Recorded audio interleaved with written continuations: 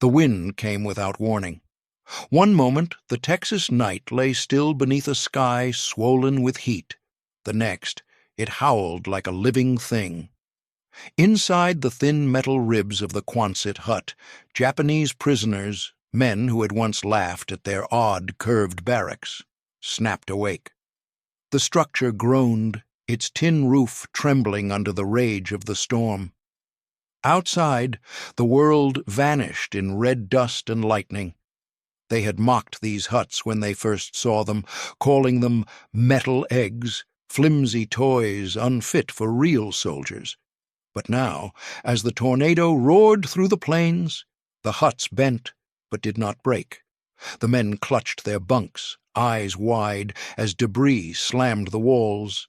And yet somehow the structure held. When dawn came, the camp around them lay shredded, but the Quonset huts still stood. And the laughter that followed was not ridicule anymore. It was awe. The train that brought them to Texas seemed to crawl across an endless horizon of ochre and light. When the doors finally opened, the Japanese prisoners stepped out into a silence so wide it felt like stepping into another world. The air shimmered with heat. The sky stretched so far that it seemed to swallow them whole. Dust clung to their boots, their throats, even their eyelashes, turning every breath into grit. For weeks they had imagined their capture as a descent into cruelty, cages, starvation, humiliation. Instead, there was nothing but space. No shouting guards, no blows, just the heavy hum of cicadas and the hollow echo of their own uncertainty. They squinted toward a row of curved metal buildings that shimmered in the distance like half-buried shells reflecting the sun. Someone laughed bitterly. "America builds chicken coops for its enemies," he muttered in Japanese, and a few others joined in, their laughter dry as the sand. The Quonset huts were strange things, half-circles of corrugated steel bolted to the ground, silver and skeletal. The men walked toward them slowly, the metal glinting like armor in the sunlight. One prisoner tapped the side of a hut with his knuckle. The hollow clang made him grin. "If a typhoon comes," he joked, "these will fly away like rice bowls." Another laughed, pretending to push the wall as if it might tip. Even the guards smiled faintly at the display, their rifles resting easily against their shoulders. The huts, to the Japanese soldiers who had lived in caves and jungles, seemed ridiculous, too thin, too temporary, too American. They mocked them as eggshells of the empire. Yet when they stepped inside, the air shifted. The interior was cool, almost comfortable. Wooden bunks lined the walls. There was order here, and a faint smell of oil and dust, but not of decay. They expected cruelty to follow. The kindness must be a trick. Every sound made them flinch at first. The clang of a distant door, the bark of a sergeant giving orders in English, the scrape of boots in gravel. But the blows never came. The guards, sunburned and quiet, moved with a kind of detached efficiency. They pointed where the prisoners should go, spoke in clipped words, and left them alone. One guard, noticing the men's confusion, gestured toward a water tank and mimed drinking. The prisoners hesitated, waiting for mockery, but when he nodded again, they stepped forward. The water was cold, shockingly clean. It ran down their throats like forgiveness. The first night, the desert wrapped around them with a stillness that felt almost supernatural. The wind brushed across the curved roofs of the huts, humming like a distant hymn. Some of the men lay awake, staring at the silver ribs arching above them, wondering if they had stepped not into a prison, but into a mirage. The sand still clung to their uniforms, but there was no shouting, no pain, only the rhythmic creak of the metal as it cooled under the stars. They spoke quietly in the dark, voices low. "Maybe they are waiting," one whispered. "Maybe tomorrow the beatings begin." But the next morning, The sun rose in a blaze of gold, and the guards offered breakfast: bread, eggs, and something called coffee that smelled like burnt earth. The men stared, half amused, half suspicious.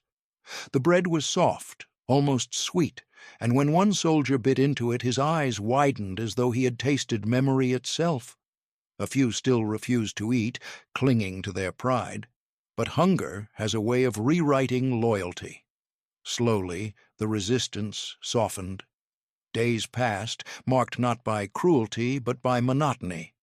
The Quonset huts baked in the noon heat, their metal skins too hot to touch. Dust seeped into every crevice, turning the men's hair and eyebrows pale. Yet there was something strangely dignified in the order of it all: the predictability of meals, the structure of work, the quiet discipline. For men who had lived by the chaos of jungle warfare, the routine felt alien, almost merciful. When the guards spoke, it was without malice. They enforced rules but did not humiliate. At night, the prisoners began to relax, their laughter returning, not the mocking laughter of disbelief, but something gentler. They told stories of home, of rice paddies and ocean air, of wives and mothers they might never see again. The huts, once objects of ridicule, now glowed faintly under the Texas moon, like strange cocoons. And though the men did not yet know it, those same huts would one day protect them from a fury far greater than any war they had survived. For now the desert held its breath, and the men slept beneath their curved roofs, unaware that the sky above them was not done testing their faith in this foreign, unbreakable place. When morning came, the Texas sun announced itself without mercy. It rose like a blade, cutting through the thin mist that lingered over the camp. Within minutes, the air turned heavy and hot, the kind of heat that pressed down on lungs and made sweat bead before the day had even begun. The Japanese prisoners shuffled out of their Quonset huts, blinking against the light. The corrugated metal walls, cool at dawn, now shimmered with fire, turning the huts into ovens by mid-morning. Dust swirled in tiny cyclones around their boots. Cicadas screamed from the mesquite trees like an invisible army, their relentless chorus marking time more faithfully than any clock. The men were assigned to work details: digging drainage ditches, hauling water, tending the American horses that stamped impatiently in the corrals. The work was hard but strangely clean. Unlike the mud-soaked jungles of Burma or the choking humidity of the Pacific, Texas offered no hiding place. Everything was raw, exposed: the red earth, the vast sky, even their own thoughts. The sun burned away pretense. The guards wore wide-brimmed hats and spoke little, their English clipped, their faces half-shadowed by sweat and light. The prisoners, unused to such open space, felt at first like insects under a magnifying glass. Yet, as the days passed, the rhythm of labor became almost meditative. There was no gunfire here, no screams, only the scrape of shovels and the grunt of men working in unison. At noon, the heat reached its breaking point. The prisoners would pause, wiping their faces with ragged sleeves. Water was rationed carefully, yet the guards always made sure they received enough. It was a small mercy, but one that mattered. One afternoon, a prisoner from Nagoya fainted in the field. Before his comrades could react, an American sergeant rushed forward, kneeling beside him. He poured canteen water over the man's head, pressing a hand to his chest until he stirred. The sight stunned the group into silence. Later, around the evening meal, the story spread like rumor. The guard had saved him instead of punishing him. Some refused to believe it.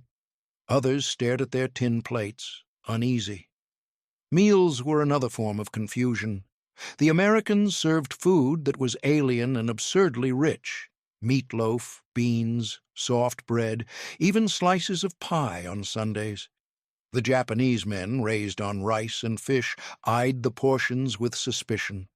The butter tasted like salt and sunlight. The coffee was too bitter. But hunger overcame doubt. Soon, they found themselves whispering comparisons, which dishes were edible, which ones were strange. One soldier remarked that even American rations smelled of indulgence. Another joked that their captors must be trying to fatten them like livestock. Yet beneath the laughter was unease. To be fed so well by one's enemy was a humiliation that did not fit the code of Bushido. It was mercy that felt like mockery. Still, the men could not deny the efficiency of it all. The Americans seemed to live by rules as strict as any military code, but their discipline came without cruelty. Orders were given firmly but rarely shouted. Mistakes were corrected, not beaten out. A guard might joke, even smile, and though the prisoners did not understand the words, they understood the tone. Humor, not contempt. Slowly, imperceptibly, the fear that had clenched their stomachs began to ease. They still called the Americans the enemy, but the phrase lost some of its bite. As weeks turned to months, the Quonset huts transformed in meaning. What had once been symbols of weakness, those curved metallic eggs, became the boundary of their world. The huts shielded them from the merciless sun, from sandstorms that howled across the plains, and from the loneliness that crept in after nightfall. Inside, the air smelled faintly of metal and sweat, but it was their air. Some began to hang makeshift curtains, weave straw mats, or carve small wooden charms to place by their bunks. Each act of decoration was an act of defiance against despair. In time, the men began to notice things they had missed before, the way the light pooled through the slats at dusk, the sound of crickets echoing against the steel, the cool wind that rolled in after sunset. Texas was harsh, yes, but it was also strangely honest. It offered no comfort except what one could build with his own hands. And that honesty, raw and unadorned, began to reshape the prisoners' understanding of captivity itself. For the first time since surrender, they felt something unexpected. Not freedom, not exactly, but dignity. The Quonset huts had not changed. They still stood curved and plain against the endless desert. But inside them, the men who once mocked their fragile shells were beginning to see strength, not in walls or weapons, but in endurance. When the sun dropped below the horizon, Texas transformed. The heat that had burned their backs all day melted into a cool stillness, and the world outside the huts took on the deep blue of memory. Inside, the prisoners lit small lamps and gathered around wooden crates that served as makeshift tables. Someone strummed a tune on a borrowed guitar. Another hummed an old Japanese folk song under his breath, the melody weaving through the metallic ribs of the hut like incense. And then, as naturally as breathing, laughter began to bloom, quiet at first, then rolling through the rows of bunks. It wasn't the sharp laughter of mockery anymore, but the kind that came when exhaustion and absurdity met in the same breath. They joked about the Americans, their towering height, their drawling accents, their strange obsession with coffee. They mimicked the way a guard said, "Good morning," stretching the syllables until they sounded like the call of a lazy bird. The men doubled over with laughter, the sound bouncing off the curved walls until it felt as though the huts themselves were laughing back. For men who had once sworn to die before surrender, the irony wasn't lost on them. Laughter had become its own kind of defiance, a rebellion against despair. The nights grew long, filled with stories. They nicknamed each Quonset hut after places from home: Hokkaido, Nagasaki, Kyoto, names that carried the scent of cedar trees and ocean air. One hut was called the Turtle Shell, another the Iron Belly. The names stuck. The Americans began to use them too, amused by the prisoners' inventiveness. In these curved metal shells, the Japanese soldiers built something fragile yet real: community. Their lives had shrunk to the space between bunks, but within that narrow world, humor became oxygen. Rain came rarely in Texas, but when it did, it turned the huts into instruments. The first drops landed with soft, tentative taps, then grew into a rhythm, an orchestra of water drumming on steel. The men would sit in silence at first, listening to the music of it. Then someone would start tapping along with a spoon, another would hum, and before long the hut was alive with improvised percussion. The clang of boots on the floor, the rattle of spoons on tin cups. It became their nightly concert. What once had been a cage now echoed with rhythm, with sound, with proof that life could persist even here. In quieter moments, they spoke of home. One described the smell of the sea near Yokosuka, another the sound of children playing in the alleys of Osaka. They spoke in fragments, like men afraid to wake ghosts. Yet even those fragments brought comfort. A man named Ito, once a carpenter before the war, began carving small figures out of scrap wood he found near the supply sheds: tiny horses, birds, even a model of a Quonset hut no bigger than his palm. He placed it by his bunk, a charm against nightmares. When others saw it, they began carving too.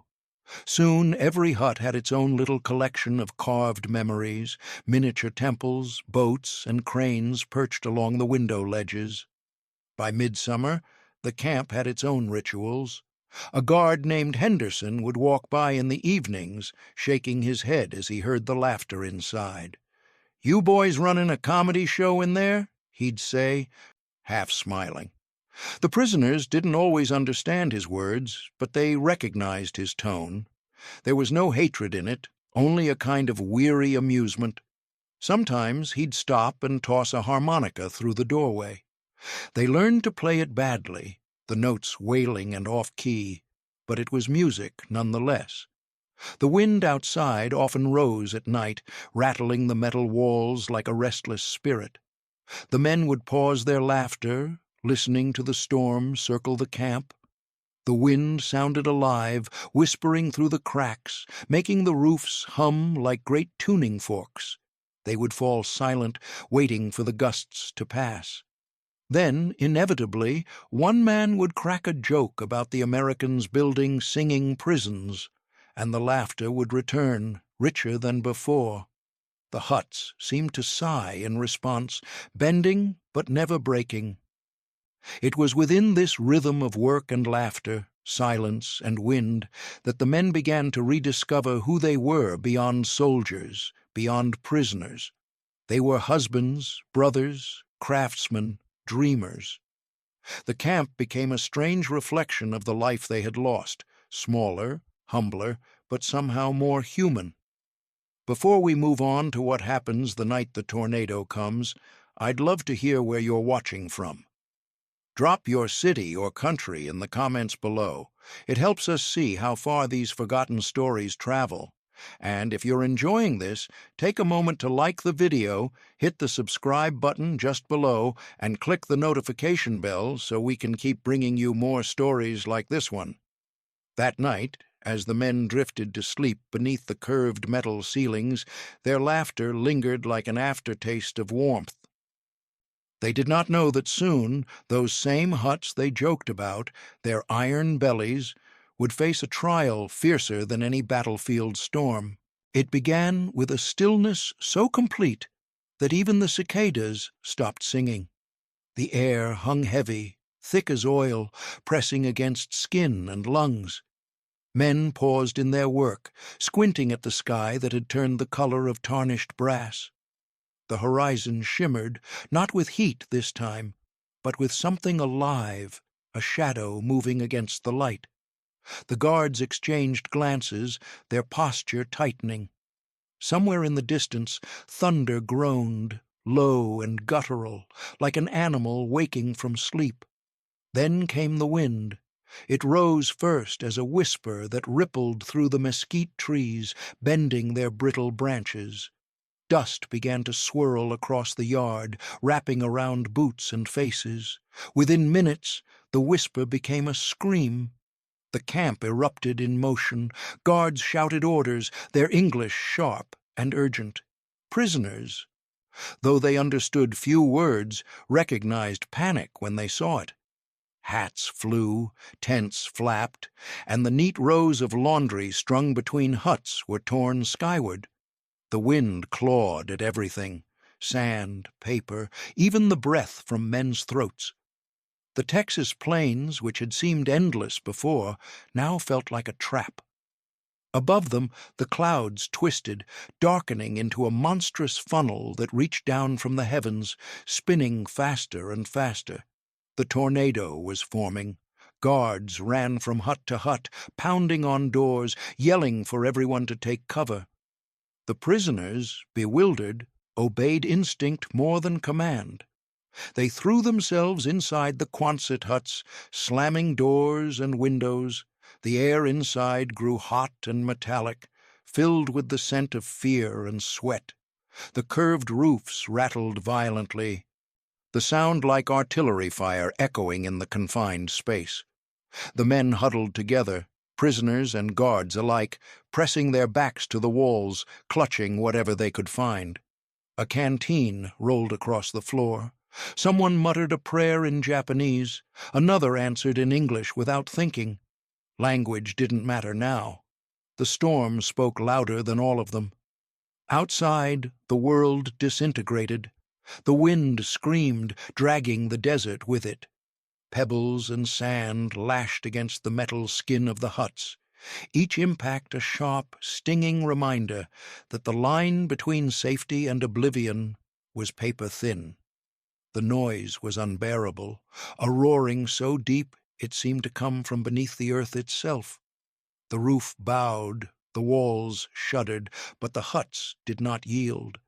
One man, face pressed to the floor, imagined the curved metal around him as a rib cage, protecting fragile life within. Another thought of home, of typhoons battering the Japanese coast, of how his mother once said that storms were the gods, reminding mankind of its place. Then came the moment of blindness. Lightning split the sky, filling the hut with white fire. For a heartbeat, every face was illuminated. The guards, pale with strain. The prisoners, wide-eyed but silent. The light vanished as quickly as it came, swallowed by the dark roar outside. And then, as suddenly as it had risen, the wind began to fade. The great beast moved on, its howl receding into the distance. In its wake came an eerie hush, a silence so deep it rang in the ears. No one spoke for a long time. The men sat motionless, listening to the sound of their own breathing. Slowly, someone opened the door. The air that swept in was cool, damp, smelling of rain and earth torn raw. They stepped outside one by one, blinking at the landscape that had been remade in an hour. Fences lay flattened. Trees were stripped bare, their branches scattered like bones. The watchtower leaned drunkenly to one side, its frame groaning. But the Quonset huts stood, bent, dented, but standing. A guard let out a long, trembling whistle. One of the Japanese men, a farmer before the war, stared at the huts and laughed, a single, breathless laugh that broke the tension like glass. Others joined him, hesitant at first, then freely. It was the laughter of survivors, the kind that came not from humor, but from disbelief. The guards exchanged glances, and one began to laugh too, shaking his head in wonder. For the first time, there were no sides. The storm had erased them. The men who had arrived as enemies now shared the same stunned awe before nature's power, and the same gratitude for the curved walls that had held. The Quonset huts, once mocked as fragile shells, had proven themselves stronger than pride, stronger even than war. The laughter faded into silence, replaced by something deeper: respect. The wind was gone, but its echo lingered, humming softly through the metal ribs of the huts as night began to fall again over the Texas plains. Dawn arrived as a fragile promise, pale light stretching across the wreckage like a trembling hand. The camp that had once stood in rigid order was now a landscape of ruin. Fences lay sprawled like dead snakes, their barbed wire twisted into knots. Trees had been ripped from the ground, roots jutting upward like exposed veins. The watchtower that once cast its shadow over the prisoners now leaned drunkenly, its wooden legs splayed. The air smelled of wet earth and oil, of broken soil and iron. Yet within that devastation, something miraculous shimmered. The Quonset huts still stood. Their curved roofs were dented, their sides streaked with mud, but they had not collapsed. Against the violence of the storm, they had held their ground. The men emerged slowly, cautious as survivors, waking from a nightmare. They stepped barefoot into the soaked clay, blinking against the light that bounced off puddles and twisted metal. The silence was uncanny. No engines, no shouting, only the distant creak of wind moving through the wreckage. A guard was the first to speak, his voice hoarse. "Count them," he said, though the tone carried no authority, only disbelief. Prisoners and soldiers alike moved through the debris, searching. They called names. Japanese and English mingled together, voices echoing in the still air. One by one, faces appeared at doorways, mud-streaked but alive. The realization spread slowly, like dawn itself. Not one man had been killed inside the huts. Not one. The discovery struck them all differently. Some stood silent, staring at the dented metal that had shielded them. Others fell to their knees, touching the walls as though they might still hum with divine energy. A few laughed, short, incredulous bursts that turned quickly to sobs. The Quonset huts, once the subject of ridicule, had saved them. Those half-moon shells of steel, mocked for their fragility, had defied nature itself. The irony was so sharp it almost hurt to breathe. One Japanese sergeant, his hair plastered to his forehead with rain, murmured, "They bend, but they do not break." A nearby guard heard the words and nodded, understanding not the language but the truth behind it. As the morning unfolded, the camp transformed into a scene of quiet cooperation. Guards fetched buckets of water from the well, prisoners gathered broken planks and torn tarps, clearing debris. Rank and nationality dissolved beneath the simple urgency of rebuilding. A young American corporal offered a cigarette to a prisoner kneeling in the mud. The man hesitated, then accepted, their hands brushing as the match flared. For a moment they stood side by side, smoke rising between them like a truce. Then the laughter began. It started with one voice, thin and high, almost hysterical. Another joined, then another, until the camp rippled with it. The sound rolled across the yard, bouncing off the surviving huts, spreading like a contagion. It wasn't mockery, it was relief-given sound, disbelief turned into joy. The kind of laughter that comes when fear finally releases its hold on the lungs. Some of the men clutched their stomachs, tears cutting through the grime on their faces. Even the guards laughed, their shoulders shaking, their rifles forgotten. For a brief, extraordinary moment, captor and captive were indistinguishable. They were simply men who had faced death together and lived. The laughter faded slowly, replaced by the sound of dripping water and the buzz of flies returning to the warmth. In that stillness, the survivors looked at one another with new eyes. The enemy no longer seemed monstrous, nor the prisoner pitiful. They had been equal before the storm, equal in fear, equal in the fragile gift of mourning. One guard, wiping his face with his sleeve, muttered, "Hell of a thing." The Japanese carpenter, Ito, who had once carved tiny charms of home, smiled faintly and replied in halting English, "Strong hut, strong men." By midday the sun had burned through the clouds. Steam rose from the wet earth, and the camp smelled again of dust and sweat. The men worked side by side, repairing what they could, salvaging wood and wire. The Quonset huts gleamed in the sunlight, battered but proud. And as they labored, every man carried the same unspoken truth.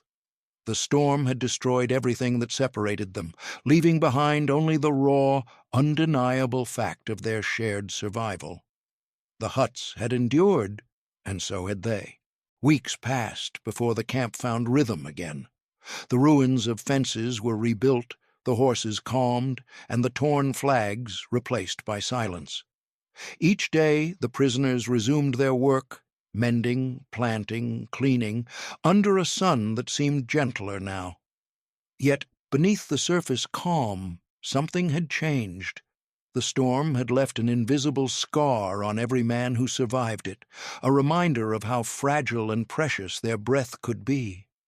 One morning, a guard brought news that rippled through the camp like wind over tall grass. The prisoners were being allowed to write home. For many, the words struck harder than any order. To write to Japan, to reach across an ocean of defeat and silence, felt both impossible and holy. They lined up outside the mess hall where the letters would be distributed, each man clutching a stub of pencil like it was a relic. The paper they were given was thin, almost translucent, stamped with an American insignia. They were told their letters would be read by censors before being sent, and that anything deemed improper, mentions of military secrets, of treatment, or of sympathy toward the enemy, would be removed. The men nodded. They had learned restraint long before capture, but now, facing the blank page, their silence weighed heavier than any rule.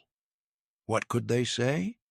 That they had been saved by the very enemy they were taught to despise? That kindness, not cruelty, had greeted them here?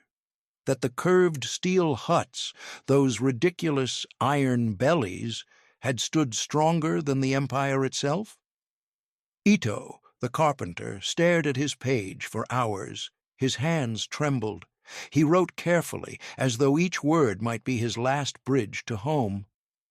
"Mother, I am alive," he began. "There was a great wind, but the huts held. We were safe. The Americans feed us. I am well." He paused, then added, "The metal huts are strong, like your hands when you used to mend my clothes." He stopped there, sensing the censor's invisible eyes hovering above him. But between those lines lay everything: gratitude, disbelief, and a quiet plea for forgiveness. Others wrote similar fragments. Some described the storm as a test from the heavens. Others called it the wind that spared enemies alike. None dared to praise the Americans outright, yet gratitude crept in through metaphor, through the gentleness of phrasing.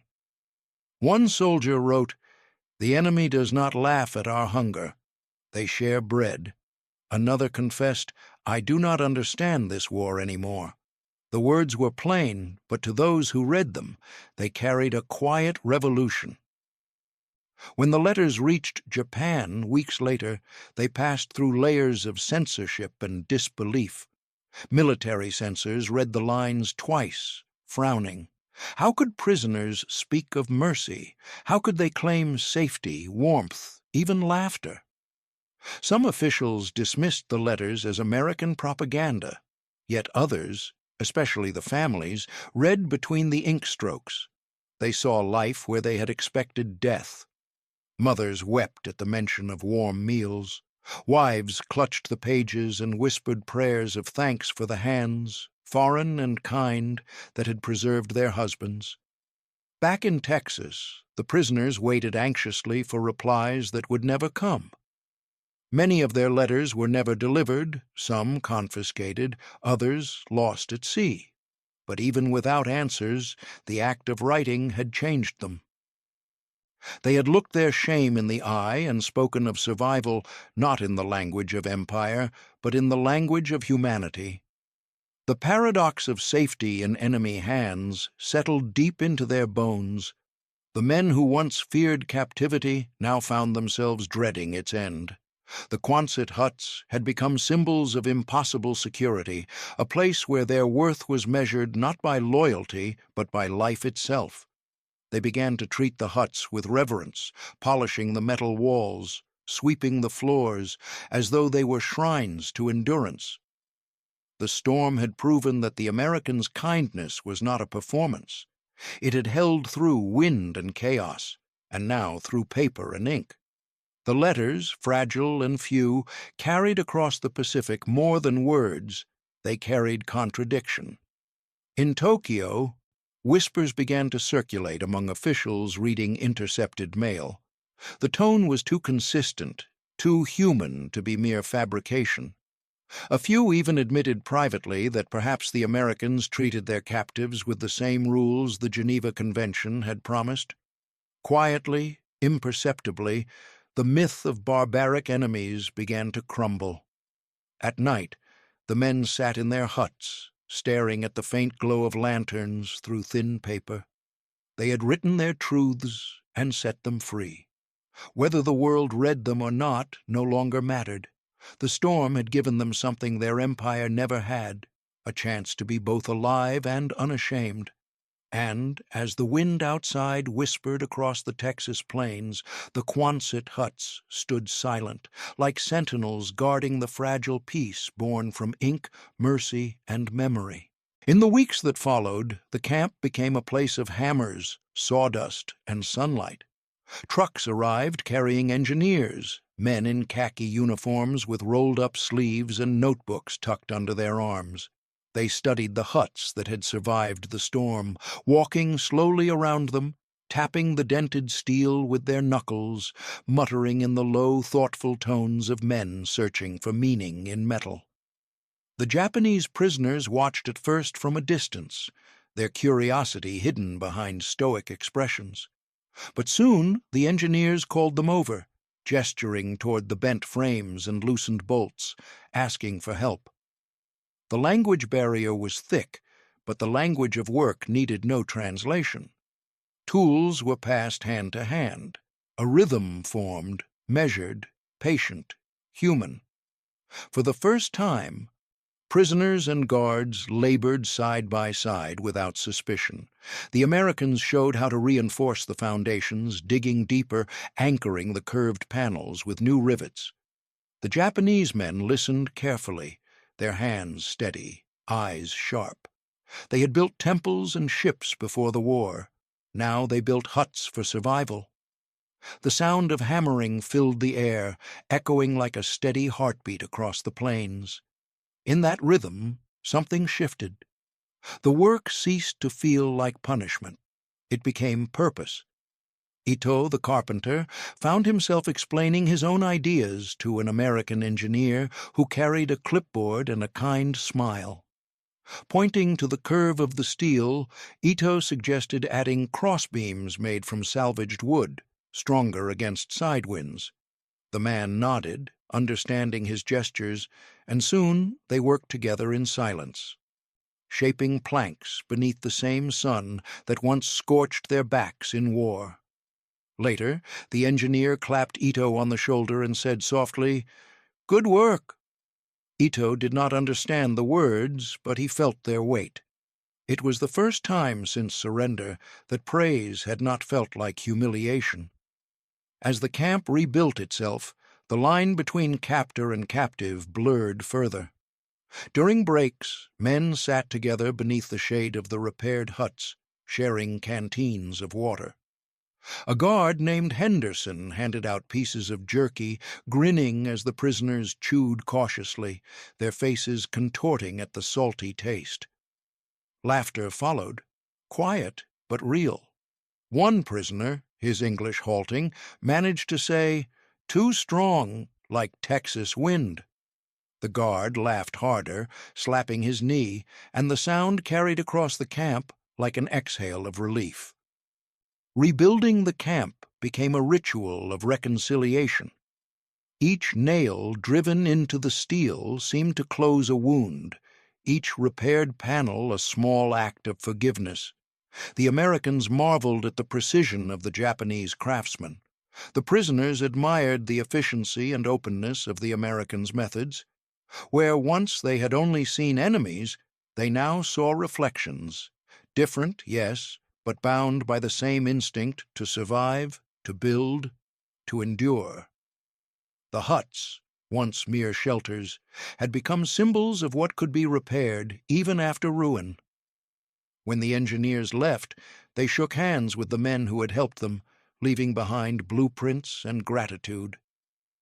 The camp glowed under the late summer sun, the silver arcs of the huts shining like new coins scattered across the desert. Yet the prisoners knew the perfection of those curves now held more than steel. It held memory, labor, and the strange intimacy of shared struggle.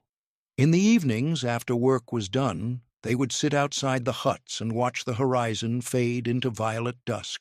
The air smelled faintly of oil and grass.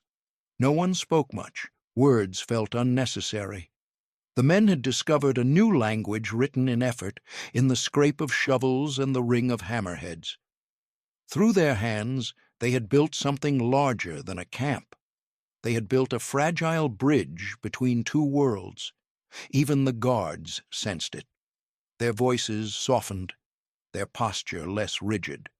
The war outside the fence still raged in memory, but within these curved walls, peace had already begun its quiet rehearsal. Every repaired hut stood as a monument not only to survival, but to collaboration, to the truth that strength was not born from walls that resisted, but from those that could bend and rise again. By autumn's first chill, the camp was whole once more. The wind that swept across the plains no longer felt threatening. It sang softly through the steel ribs, a song of endurance. And though none of the men would ever call each other friends, when they passed one another at dusk, there was a nod, a glance, an understanding. They had built together, survived together. The huts had taught them the oldest lesson of all, that sometimes the act of rebuilding is the only way to remember what it means to be human. Yet, as the days stretched into weeks and the Texas heat softened into autumn's dry coolness, another kind of storm began to stir, one not outside, but within. The camp, now rebuilt and orderly, seemed peaceful from the outside. The fences stood straight again, the Quonset huts gleamed faintly under the sun, and the guards walked their rounds with the slow confidence of routine. But inside those curved metal walls, quiet battles were being fought in the minds of the men who had once sworn to die before capture. They worked, they laughed, they slept, but beneath it all, a question gnawed at them. What did survival mean when it was given by the enemy? For many, the guilt arrived in fragments. It came when they wrote letters home and hesitated to mention the kindness of their captors. It came when they caught themselves smiling at an American joke, or feeling a flicker of gratitude when the guard offered them water during a long day's work. These small gestures felt like betrayals of something sacred, of the men they had lost, of the empire that had raised them to believe that mercy from the enemy was an illusion. But the mercy here was real. The Americans did not taunt or starve them. They treated them with a fairness that felt almost unbearable. That contradiction, the collision of loyalty and truth, became their private torment. Ito, who once found purpose in the swing of his hammer, began to sit quietly after work, staring at his hands. "These hands," he whispered one evening, "built for war, now build for them." A younger prisoner, Tanaka, replied softly, "And yet they feed us." Perhaps the gods have chosen strange teachers. Their words hung in the air, unchallenged, for in truth, none of them knew how to reconcile what they were living with, what they had been taught. They had believed the Americans would be demons, barbaric conquerors who would grind them into dust, but instead they had found decency. The realization was not comforting. It was terrifying. The guards, too, felt the shift. They noticed how the prisoners no longer averted their eyes, how their posture had changed from rigid submission to quiet steadiness. The relationship between them had transformed into something neither side could name. Humanity, once hidden behind the masks of soldier and enemy, had revealed itself through shared labor, through storms and sweat and laughter, and in that revelation lay both grace and agony. The men began to understand that the war between nations had ended at the fence line, but the war within their hearts was far from over. At night, the Quonset huts groaned softly in the wind, their metal skins expanding and contracting with the change in temperature. The sound was familiar now, comforting even. To the men, the huts had become something more than shelter. They were mirrors. They had bent under the fury of the storm, but had not broken. The prisoners began to see themselves reflected in that resilience. They, too, had bent, first to capture, then to compassion, and somehow remained standing. Yet that survival carried weight. For some, it felt like grace. For others, it felt like guilt carved into bone. Letters continued to arrive sporadically from Japan, brittle paper filled with words of hunger, grief, and disbelief. Families wrote of bombed streets, of empty cupboards, of ashes where homes had stood. The prisoners read them in silence, their throats tightening. How could they reply truthfully? That they ate well, that they were treated with dignity, that they had laughed? The contrast was unbearable. The huts that had once saved their lives now seemed to mock them with their comfort. One evening, a storm threatened again. Nothing like the tornado, just a passing squall. But the men felt the same electric pulse of fear. As the rain hammered against the huts, they sat in stillness, watching the drops trace crooked lines down the metal. "The sound is the same," Tanaka murmured, "but it doesn't frighten me anymore." Ito nodded. "It is the sound of being alive." And for the first time, that truth felt neither shameful nor defiant. It simply was. The war had ended months ago, yet within each man the battle persisted, between pride and gratitude, between memory and present peace. The Quonset huts stood as monuments to that tension, curved, flawed, resilient, human. They reminded the men that strength was not in refusing to bend, but in bending and rising again. And though no one said it aloud, each man understood that when they finally left this place, it would not be the storm or the barbed wire they remembered most. It would be the strange mercy that had forced them to see their enemies, and themselves, as men. Months later, the orders came quietly, carried in the monotone of an American officer reading from a clipboard. The war was over. Japan had surrendered. The prisoners would be repatriated. For a long moment, no one spoke. Some stared at the ground, others looked toward the horizon as though trying to see across the ocean that waited beyond.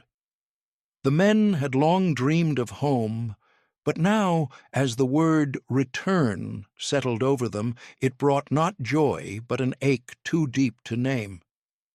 They gathered what little they owned, letters, carvings, small scraps of memory, and stood outside their Quonset huts one last time.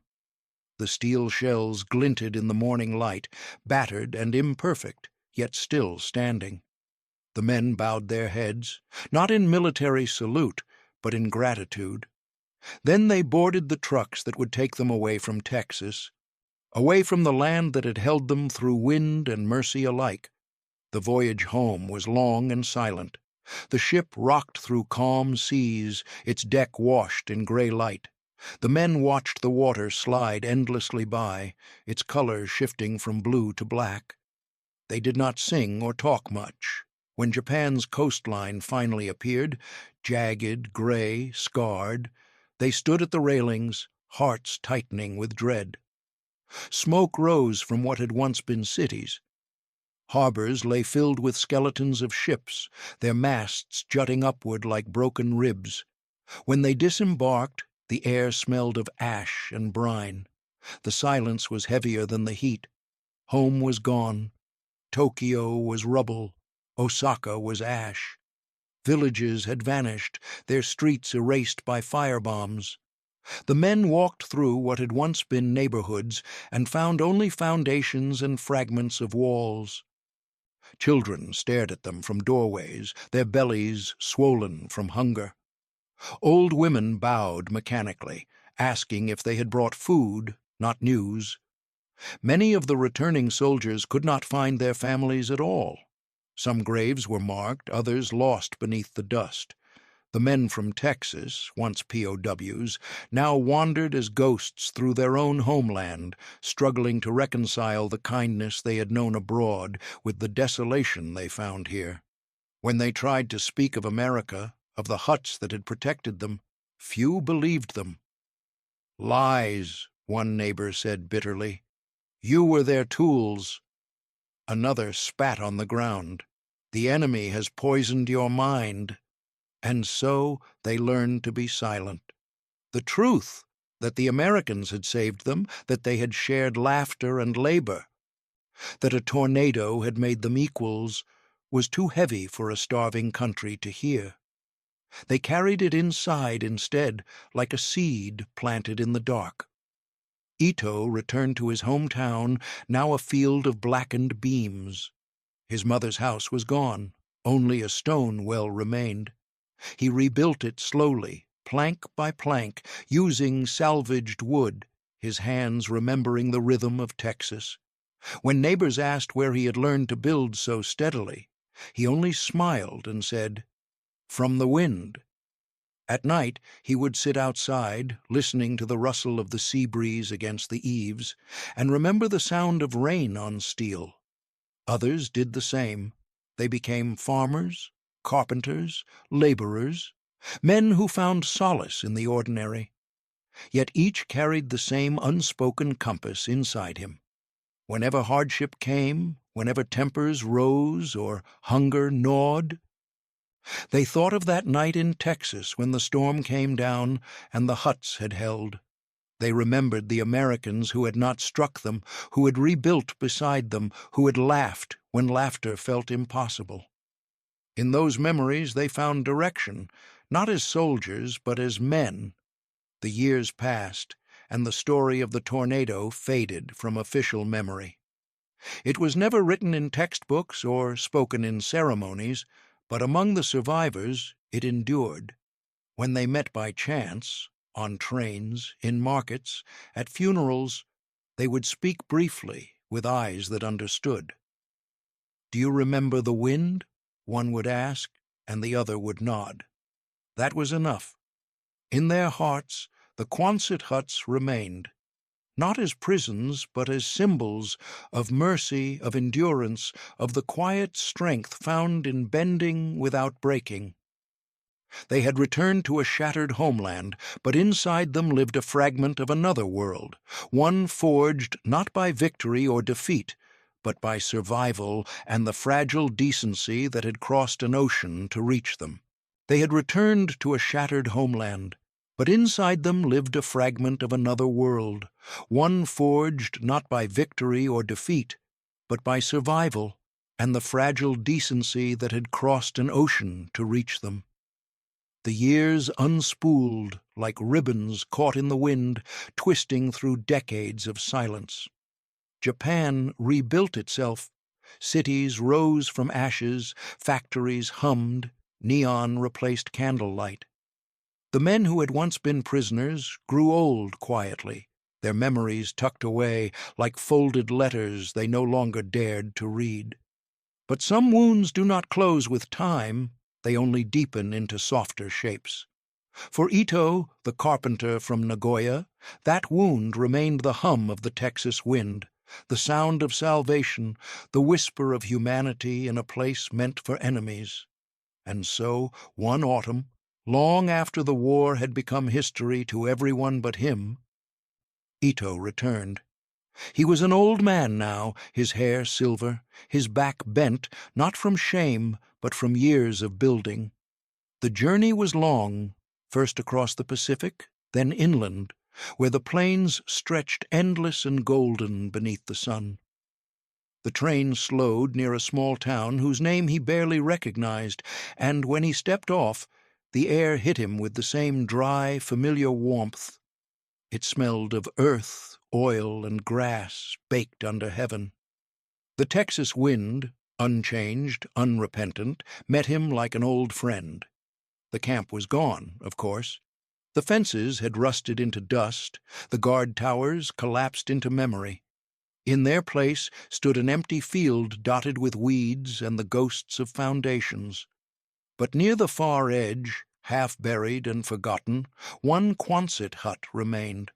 The metal was mottled with rust, streaked with red and gray. The ribs dented from time and storm. Yet it stood, curved, patient, alive. Ito walked toward it slowly, his cane sinking into the soil with each step. When he reached the hut, he placed his palm against its side.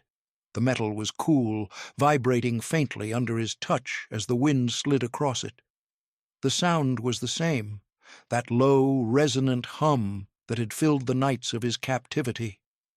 Memory rushed through him, faces laughing in the dark, rain hammering the roof, the smell of wet dust, the weight of survival pressing like a heartbeat against the walls. He could almost hear Tanaka's voice again, that young soldier's calm whisper, "It is the sound of being alive." Ito closed his eyes. For a long moment the past folded into the present until there was no line between them. He thought of everything that had followed, the ruined homeland, the rebuilding, the years of silence. So much of life had been spent trying to forget, to move forward, to bury the contradiction of kindness in enemy hands. Yet here, before this rusted shell, he understood that memory was not betrayal. It was refuge. The hut was not just steel and bolts, it was testament. It had bent but never broken, just as he had. Its endurance had nothing to do with empire or allegiance. It was a monument to survival itself, proof that strength was not born from dominance, but from the quiet will to stand through the storm. The wind rose, rippling through the tall grass, carrying with it the faint scent of rain. Ito's hat lifted slightly, and he laughed, a soft, trembling laugh, the same one that had escaped his lips so many years ago when dawn broke over a ruined camp and the men realized they were still alive. He laughed for the absurdity, for the grace, for the strange mercy that had followed him across continents and years. He looked around the empty field. There was no one to witness him now, no guards, no prisoners, no lines between nations, only the sky, the wind, and the hum of old steel remembering.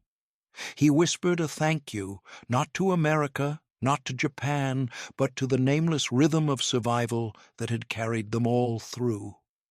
The storm had been both enemy and teacher. It had shown him that humanity was not divided by flags or fences, but revealed in the moments when men faced the wind together and refused to let go. As he turned to leave, the hut moaned softly behind him, its rusted frame singing to the breeze. He paused and listened one last time, smiling at the sound, the echo of that long-ago night when laughter replaced fear. And as he walked away across the open plain, the Texas wind followed, carrying with it the memory of men who had once been enemies, yet found, beneath curved steel and roaring sky, that they were all made of the same unbreakable silence between storms.